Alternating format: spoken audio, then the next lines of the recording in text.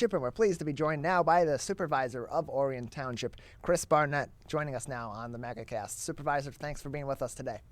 Thanks for having me. Good morning. Good morning to you as well. So again, recently, about 10 days ago, a little bit over 10 days ago, Orion Township was hit by those rainstorms that came in, not last week Friday, but the week before, and was hit with heavy amounts of rain, estimated about 6 to 8 inches of rain, causing flooding throughout the township, and your office to then declare a state of emergency in Orion Township. We are now several days past the onset of that incident. But how are things coming along in Orion Township in terms of dealing with the flooding and mitigating the ultimate results of that incident? Yeah. Again, thanks for having me. And I've been in this role for 9 years, since 2012, and never really dealt with anything like this. The first time I've declared a state of emergency, so that was new for me as well. Um, and it was just a very strange event. It was a Friday afternoon, October 8th, and it was raining hard here where I sit on Joslin Road at Township Hall. And I started getting emails and phone calls, and pictures were coming through my phone and my computer here of just like it looked like a different world. And literally, I got in my car and drove a half-mile east of where I'm sitting toward Lapeer Road, which is our main thoroughfare, and it was really like a different world. I mean, we had neighborhoods that had literally 6 feet of water in parts of them.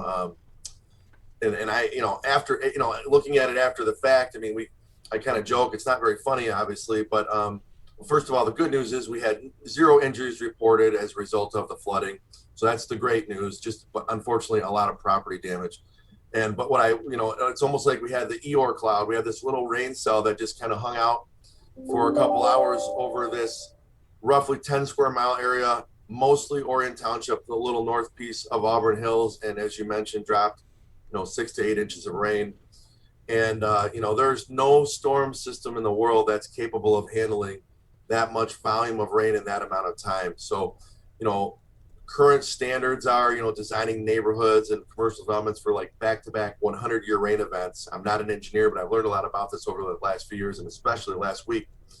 And so, a back-to-back, it's supposed to mean a rain event like that's supposed to happen once every 100 years. Well, the rain event that we had, if we got 5.5 inches in 2 hours, that's a 1,000-year interval event. You're supposed to get one of those every 1,000 years. And if we got more than 5.5 inches, if we indeed get 6 or 8 inches, engineers have no probability for that. So it's like almost like a biblical type event.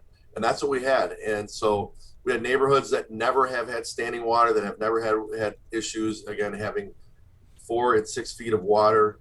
The system was just absolutely overwhelmed. We're joined by Chris Barnett. He is the Township Supervisor of Orion Township, joining us on the MegaCast again.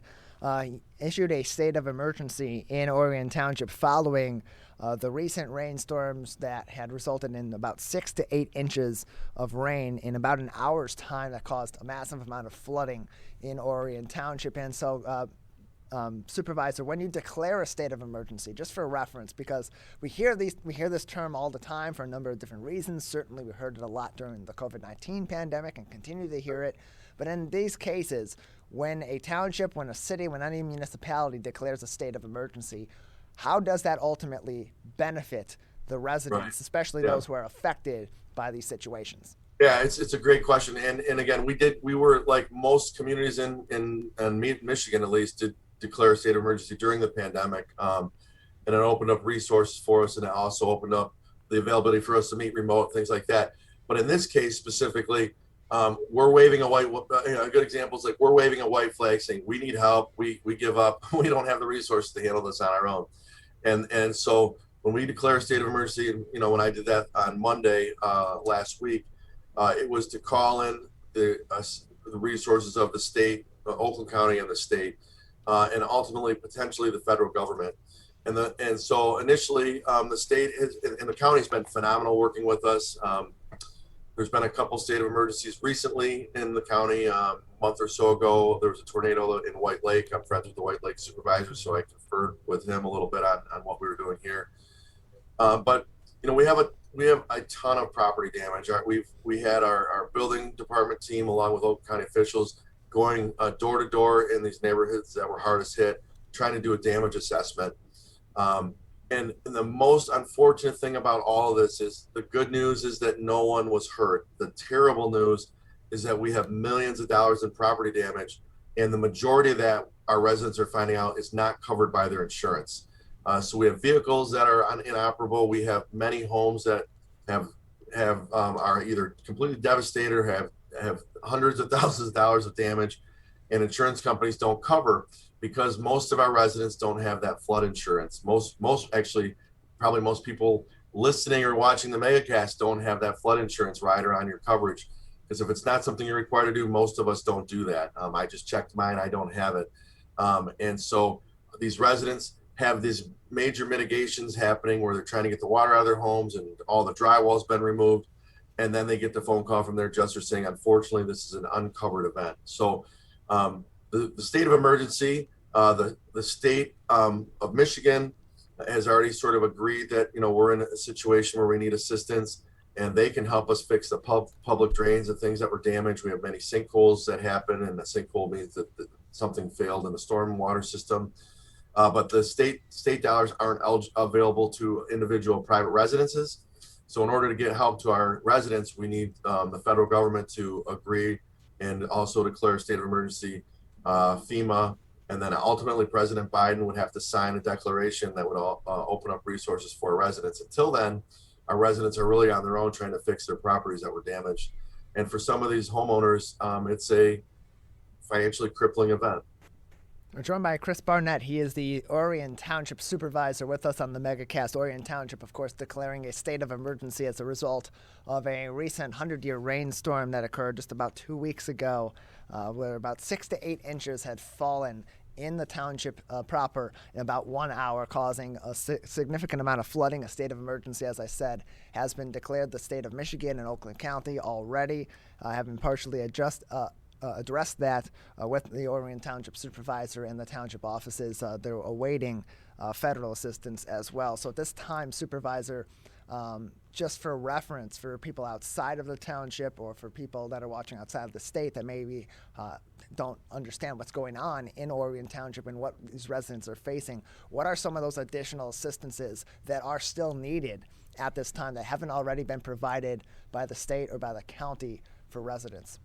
Yeah, so first we opened up an email address, flooding@oriontownship.org, flooding@oriontownship.org, for residents that specifically live within the township, for them to send us their address and pictures so we can get them in the system.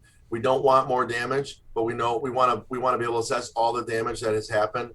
The more that we know about that exists, the more likelihood of the chances of us getting federal assistance for our residents. And again, that's the only way we can give them financial support. But right now, I mean, the biggest concerns are, houses that are, there have been structural damage to some houses, but it's a lot of it is, just houses filled with water. We want to make sure that the water is mitigated properly so that we don't have mold issues and things like that in these homes. We have roads that have been washed out. We have sinkholes that need to be repaired. We still have one of our lakes that has no outlet, that is still partially flooding over one of our main thoroughfares. So it's a lot of safety concerns right now is the main issue. And we want to make sure that people are not afraid to ask for help, where we're being very upfront with our residents saying we can't give you financial assistance, but we're working really hard in my office to do everything in my power and our team's power to ultimately, hopefully, be able to get some financial assistance to our residents that need it most. We're joined by Chris Barnett. He is the Township Supervisor of Orion Township with us on the megacast. And Supervisor, in some more positive news, recently Governor Whitmer visited the township and joined American Battery Solutions, which is a manufacturer that held a ribbon-cutting ceremony for a new lithium-ion battery factory, a manufacturing facility that will be in Lake Orion. It will, of course, provide some potential employment opportunities as well for those in Orion Township. It's expected about more than 100 jobs will be brought to the local area from that plant. How exciting is it to have American Battery Solutions come into the local area, especially given that they are working on systems that are going to be critical to the future of our manufacturing, including our vehicles here in Metro Detroit? Yeah, I mean, it's a really cool story. The company started just a couple years ago with 12 people. I kind of call them the Ocean's 12 of the battery world. It's kind of a group of experts that have all kind of worked together and competed against each other over the years. And they kind of all came together to start this company. And as of yesterday, they have 155 employees here and growing very quickly. I mean, lithium ion batteries, they're building batteries to replace the old lead acid batteries in vehicles, and ultimately everything from golf carts all the way up to buses. And we know that's the future of vehicle travel in America, at least. And right here in our own community, we have the General Motors plant, Orion plant, that's building all electric vehicles as we speak. Autonomous vehicles are rolling off the line. So we're excited about their investment, and obviously we're excited when the governor comes to visit and, shine the light a little bit on our community. And then it was really neat after she came and helped cut the ribbon at ABS. She joined. I've been the president of the Oakland County Township Supervisors Association for about the last 5 years, and we have lunch once a month, the 21 township supervisors that make up all the townships in the county.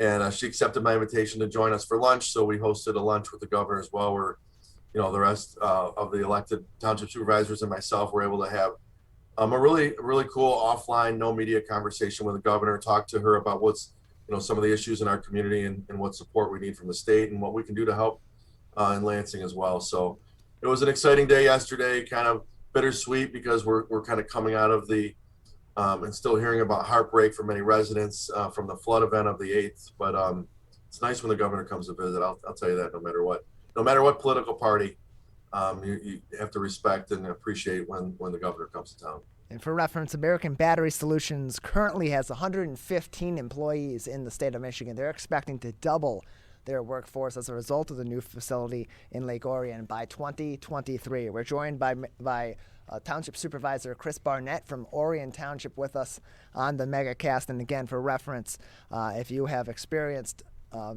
damage due to the flooding incidents in Orion Township and need some help under their state of emergency declaration, residents who have experienced these damages are encouraged to email details and provide any pictures and videos that they can to the township's special email for these incidents, flooding@oriontownship.org. Again, that is flooding@oriontownship.org. Supervisor, just another few minutes with you today before we'll say goodbye. Anything else at this moment in time that would be important for residents of Orion Township to know, or anything interesting for those that may be visiting Orion Township very soon that they should be on the lookout for?